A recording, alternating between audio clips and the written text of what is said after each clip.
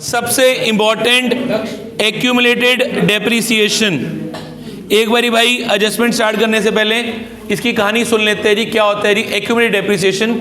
इसका एक नाम और लिखा आएगा प्रोविजन फॉर डेप्रिसिएशन। इसका एक और नाम क्या लिखा आएगा जी? Provision for depreciation. मैंने आपको थोड़ा टाइम पहले भी अभी बताया था कि भाई कंपनी के पास डेप्रिसिएशन चार्ज करने के दो तरीके हैं, जैसा हमने बचपन में सीखा था। स्ट्रेट लाइन और रिटर्न डाउन नहीं, उसके अलावा भी एक तरीका क्या है। सपोज मैंने 2 लाख रुपए की मशीन नहीं ली, हर साल मैंने डेप्रिसिएशन डिसाइड किया कि भैया 10% होएगा, तो मैं हर साल कितना मैनेज करता रहूँ? 20,000। अगले साल अमाउंट कितना बच जाएगा? 180। फिर कितना मैनेज करूँगा? 20,000। कितना हो गया जी? 160। तो पहला तरीका तो यही है, ठीक है जी। दूसरा तरीका क्या है? कंपनी क्या करती है, असेट को उसकी ओरिजिनल प्राइस पर रखती है। वो कितना था जी? 2 लाख। और उसका डेप्रिसिएशन एक नए अकाउंट में इकट्ठा करती है, जिसे वो क्या बोल देती है? Accumulated depreciation. जैसे पहले साल का डेप्रिसिएशन कितना लगा? 20,000, तो इसको 20,000 रखेगी। अगले साल का दोबारा कितना लग रहा है? 20,000।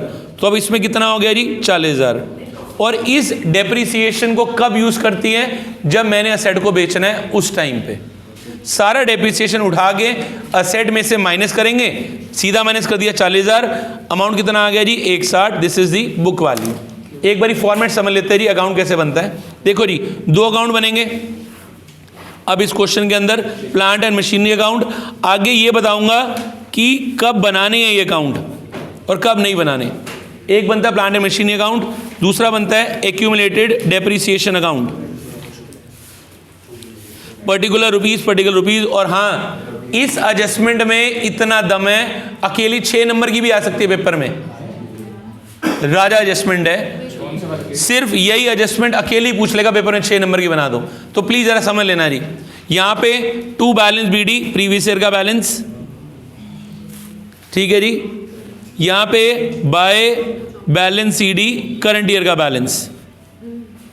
To balance b d previous year, by balance c d current year. और ध्यान देना, एक्यूमुलेटेड डेप्रिसिएशन का एक और नाम क्या होता है? प्रोविजन फॉर डेप्रिसिएशन, ठीक है। इसके बैलेंसेस क्रेडिट होंगे, यहां के लिखा जाएगा by balance BD to balance CD. यहां प्रीवियस ईयर का बैलेंस, यहां पे क्या आ जाएगा? करंट ईयर का बैलेंस। ये असेट्स है तो बैलेंस डेबिट में, लायबिलिटी है तो बैलेंस का आएगा? क्रेडिट में। सारी चीजें सेम है। क्या क्या आता है डेबिट साइड में? बोलो। टू कैश, ठीक है जी। क्या लिखते थे? परचेजेस। फिर क्या लिखते थे? To P&L gain. इधर क्या आता था? By cash cell.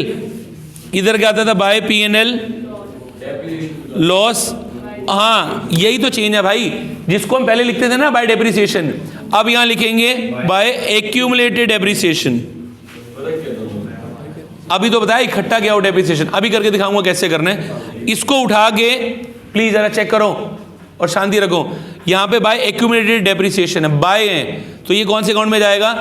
2 में, टू प्लांट एंड मशीनरी। इस अमाउंट को यहां से यहां क्या करते हैं? ट्रांसफर। जो बच जाता है वो मेरे पास क्या आएगा? By P&L depreciation of the current year. This is the balancing amount. ये क्या आ जाएगा? ये देखो अब सुनो, ना ये काम का ना ये काम का। कैश परचेजेज इन्वेस्टिंग में माइनस P&L गेन, हाँ जी, ऑपरेटिंग में माइनस, कैश सेल इन्वेस्टिंग में प्लस, ऑपरेटिंग में प्लस। बट एक्यूमुलेटेड डेप्रिसिएशन को किससे ट्रांसफर करना है? Plant and machinery. ये ट्रांसफर हुआ हुआ है, यहाँ पे क्या आ जाएगा? और इधर ना ये काम का ना ये काम का, ये तो इससे ट्रांसफर हो गया। डेप्रिसिएशन क्या आ जाएगा? ऑपरेटिंग में प्लस। बस इंपॉर्टेंट चीज क्या है, डेप्रिसिएशन की जगह क्या लिखा है? By accumulated depreciation. यहाँ पे वर्ड बाय एक्यूमुलेटेड डेप्रिसिएशन आया है, तो प्लांट और मशीनरी के अकाउंट में क्या आ जाएगा? To plant and machinery. Sorry, accumulated depreciation के अकाउंट में क्या आ जाएगा? To plant and machinery. Plant और मशीनरी में डेप्रिसिएशन का नाम, डेप्रिसिएशन के अंदर प्लांट और मशीनरी का नाम। क्वेश्चन कराता हूं, बात और समझ में आ जाएगी। पहले ये, अब आगे जी एक्यूमुलेटेड डेप्रिसिएशन के केसेस पे देखो। सबसे पहली चीज, जब हम क्वेश्चन करते थे, ठीक है जी, मेरे पास इसके अंदर ना 3 कंडीशन होती हैं, कब अकाउंट बनेगा, कब अकाउंट नहीं बनेगा। सबसे पहला केस नंबर 1, भाई ने हमें यहां दे दिया 2012, यहां दे दिया 2013, ठीक है जी, और यहां लिख के दे दिया प्लांट और मशीनरी 60,000 और नीचे लिख के दे दिया जी 40,000, साथ में माइनस किया हुआ है एक्यूमुलेटेड डेप्रिसिएशन 25 और यहाँ माइनस किया हुआ है 20,000। माइनस करके भाई ने अमाउंट यहाँ दे दिया 35 और यहाँ दे दिया जी 20,000। अब ध्यान देना, अगर क्वेश्चन में सिर्फ ये लिखा हुआ है और कुछ कोई भी चीज़ मेंशन नहीं है, क्या नीचे लिखा हुआ कितने की बेची, क्या बेची, कुछ भी बताओ, नहीं लिखा हुआ, तो इस सिचुएशन में सिर्फ किसका अकाउंट बनेगा, कोई अकाउंट नहीं बनेगा। हम लोग नॉर्मली क्वेश्चन सॉल्व करेंगे जैसे हम बड़े वाला क्वेश्चन करते थे, इसका और इसका डिफरेंस कहाँ डालेंगे, इन्वेस्टिंग में, प्लस और इसका डिफरेंस जैसे जो भी आ गया डेप्रिसिएशन, जैसे यहाँ उल्टा कर दी, यहाँ 20 कर दो, यहाँ 25 कर दो, ठीक है जी, यहाँ 20 और 25, इसका और इसका डिफरेंस जो भी आ गया, कितना आ गया जी 5,000 रुपये, वो डेप्रिसिएशन निकाल के क्या कर देंगे प्लस। ये केस नंबर 1, कोई अकाउंट बनाने की ज़रूरत नहीं है। केस नंबर 2 पे चलते हैं। अब भाई ने ये नहीं टेपना, सिर्फ बात समझनी है कि भाई कब अकाउंट बनना है कब नहीं बनना। दूसरे केस में इसने हमें दे दिया 2012-13, यहाँ दे दिया प्लांट और मशीनरी 60,000, यहाँ दे दिया 40,000 और नीचे बकवास लिख दी, a piece of plant costing 20,000, accumulated depreciation was 5,000, was sold for rupees 12,000। अब इसमें भी जरा चेक करना, a piece of plant costing 20,000, accumulated depreciation कितने का था जी 5,000, was sold for rupees 12,000। इसके अंदर भी अकाउंट नहीं बनेगा क्योंकि क्वेश्चन में accumulated depreciation का बैलेंस ही गिवन नहीं है। ये हमने कहाँ सीखा है, पिछले केसेस में।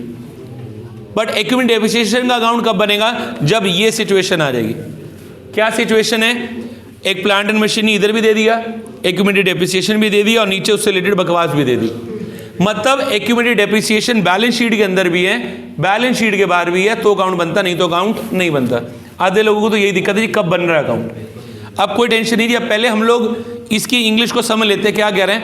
अ piece of plant costing 30,000, accumulated depreciation कितने का था जी 15,000, हमने कितने का बेच दिया जी, बुक वाली कितनी बची 15, हमने कितने का बेच दिया जी 12,000। ये क्या आ गया कैश सेल। 3,000 रुपये का मेरे पास क्या आ गया जी लॉस। 3,000 का मेरे पास क्या हो गया जी लॉस। समझो ना, मैंने एक मशीन नहीं खरीदी 30,000 रुपये की, उसको डेप्रिसिएशन इकट्ठा करके रखा था 15,000, आज की डेट में वैल्यू कितनी बची 15, मैंने बेची कितने की 12, तो 3,000 का क्या हो गया लॉस। अब अकाउंट चेक करना जी कैसे बनेंगे। टू बैलेंस बीडी कितना आएगा 60 बाय बैलेंस सीडी कितना आ गया जी 40, ठीक है जी। यहाँ पे अब एक्यूमुलेटेड डेप्रिसिएशन को रिकॉर्ड करेंगे, यहाँ लिखेंगे by accumulated depreciation. Same depreciation की जगह क्या लिख रहे हैं, by accumulated depreciation 15,000, by cash कितने का है 12,000, बाय पी एंड एल कितने का आ गया जी 3,000। ये क्या आ गया जी लॉस। यहाँ से इस पूरे का टोटल किया कितना बन रहा है 70, डिफरेंस कितने का बच गया जी 10,000। वो यहाँ पे क्या लिख दूंगा, टू कैश परचेजेस 10,000। लो जी एक अकाउंट तो बन गया। सिमिलरली ये भी बनाऊंगा by balance BD to balance CD कितना आएगा जी 25 और 20, 25 और 20 डाल दिया। अब जरा ध्यान देना ये अकाउंट कैसे बन रहा है, ना ये काम का ना ये काम का। कैश परचेजेस आपने इन्वेस्टिंग में क्या करनी है माइनस, पी एंड एल आपने ऑपरेटिंग में क्या किया प्लस, कैश सेल इन्वेस्टिंग में क्या करी प्लस। इस डेप्रिसिएशन को उठा के यहाँ ट्रांसफर कर देना। यहाँ पे वर्ड क्या आया था बाय एक्यूमुलेटेड डेप्रिसिएशन, इधर वर्ड क्या आ जाएगा टू प्लांट एंड मशीनरी कितने का है 15। अब यहाँ से टोटल किया कितना बच गया 35, यहाँ कितने का बच गया जी 25, कितने का बच गया जी 10,000 bye depreciation of the current year 10,000 35। अब ना ये काम का ना ये काम का, ये तो इससे कैंसिल हो गया। डेप्रिसिएशन ऑपरेटिंग में क्या कर देंगे जी प्लस।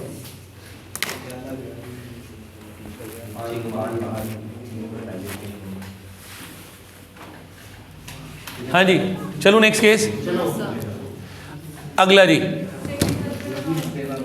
सेकंड वाले में अकाउंट क्यों नहीं बना, क्योंकि हमें एक्यूमुलेटेड डेप्रिसिएशन का या बैलेंस नहीं था। जैसे इस क्वेश्चन के अंदर अगर आप चेक करो तो एक्यूमुलेटेड डेप्रिसिएशन का बैलेंस भी है और एडजस्टमेंट भी है। सिर्फ एडजस्टमेंट होने से कुछ नहीं होगा, बैलेंस होएगा तो अकाउंट बनेगा, नहीं तो अकाउंट नहीं बनेगा। अगले पे जरा ध्यान देते हैं केस नंबर 2।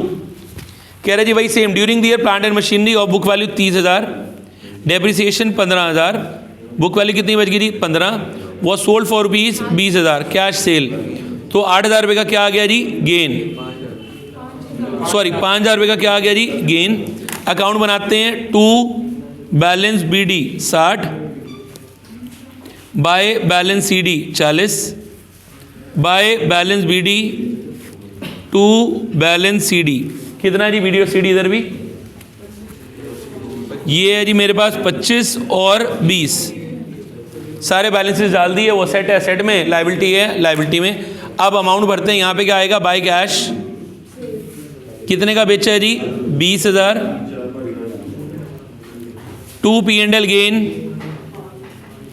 5,000, जो बच गया किधर, यहाँ बच गया बाय एक्यूमुलेटेड डेप्रिसिएशन, कितने का था जी 15, अब डिफरेंस किधर किस साइड पे बच गया जी 65, और इधर आ जाएगा टू कैश परचेजेस 10,000, यहाँ से 75, यहाँ से 75, ना ये काम का ना ये काम का, डेप्रिसिएशन उठा के यहाँ ट्रांसफ़र किया to plant and machinery account 15,000, यहाँ से टोटल किया 35, यहाँ जो बच गया वो क्या आ गया bye depreciation of the current year, कितना आ गया जी 10,000। अब लिखो क्या क्या काम का है क्या क्या काम का नहीं है, ना ये काम का ना ये काम का, डेप्रिसिएशन ऑपरेटिंग में प्लस एक्यूमुलेटेड डेप्रिसिएशन कैंसिल हो गया, ट्रांसफ़र हो गया, ये इन्वेस्टिंग में प्लस, गेन ऑपरेटिंग में माइनस, कैश परचेजेस इन्वेस्टिंग में माइनस।